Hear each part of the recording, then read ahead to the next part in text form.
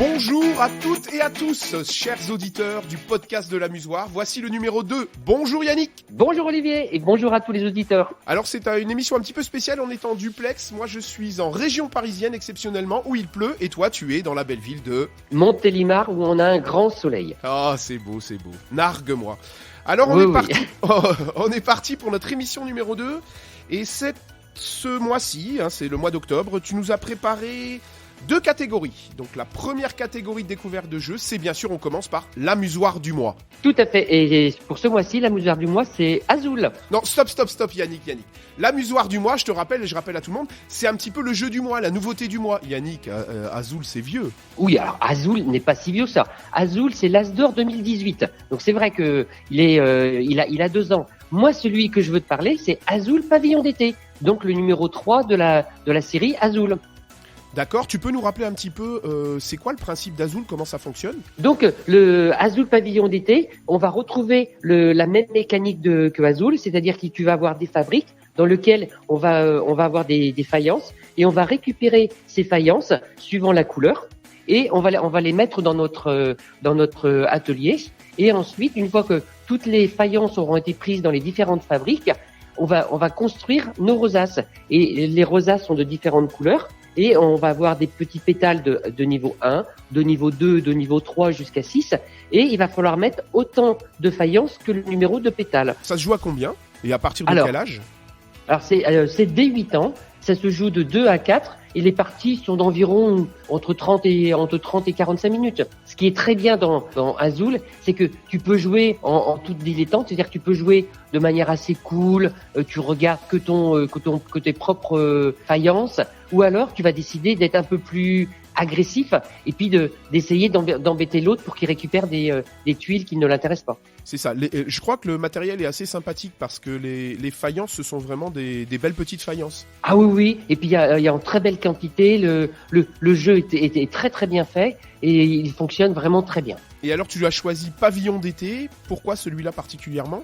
On retrouve un peu la même mécanique que comme je te disais que Azul, mais avec des petites choses supplémentaires. C'est-à-dire que ça va, il y aura un nombre de tours qui va être de 6, alors que dans le premier Azul, c'est un petit peu suivant la manière de jouer des joueurs. Il va y avoir des couleurs jokers, il va y avoir un certain nombre de choses qui vont non pas complexifier, mais qui vont faire que même si la mécanique de base est identique, on va jouer de manière radicalement différente. Tu nous as dit on jouait à combien et c'est à partir de quel âge jusqu'à quel âge ? De 2 à 4 joueurs dès 8 ans. Et à 2 joueurs, il est chouette à jouer aussi ?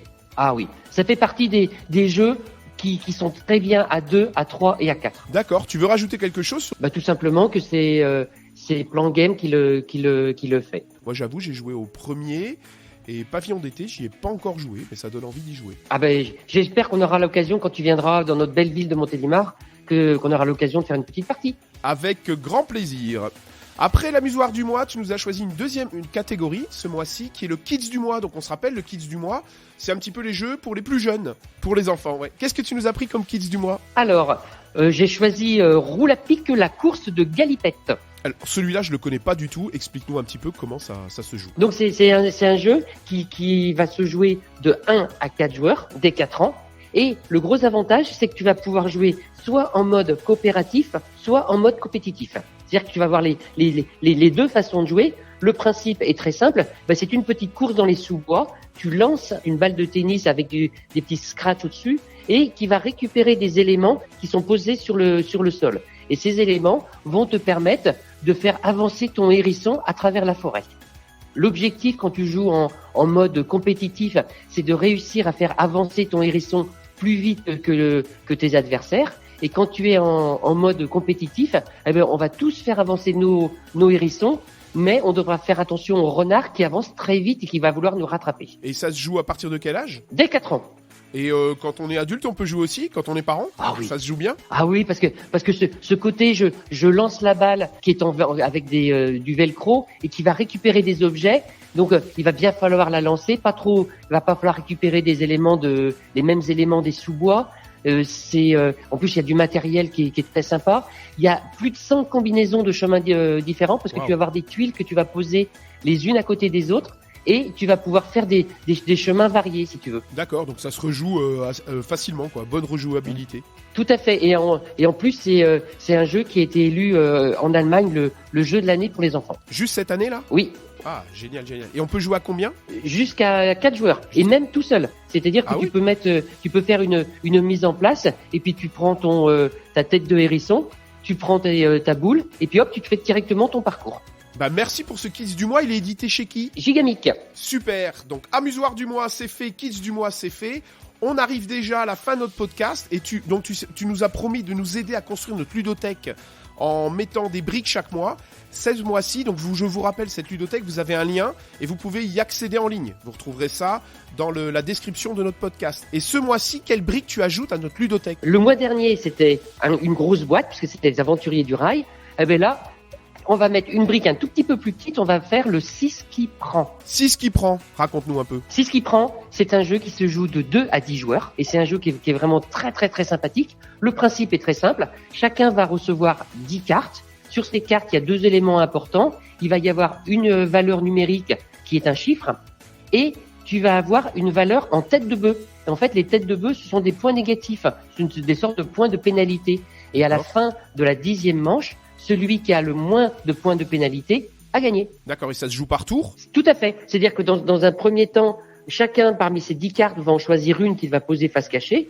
Auparavant, en début de partie, on aura mis 4 cartes visibles qui vont représenter des débuts de suite.